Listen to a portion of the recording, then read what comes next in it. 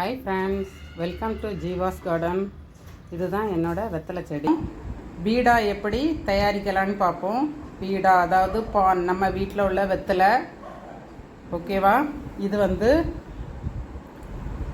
நம்ம ரோஜா இலை, அதை நம்ம தேனில் ஊற போட்டுக்கணும். இதை குல்கந்துன்னு சொல்லுவாங்க.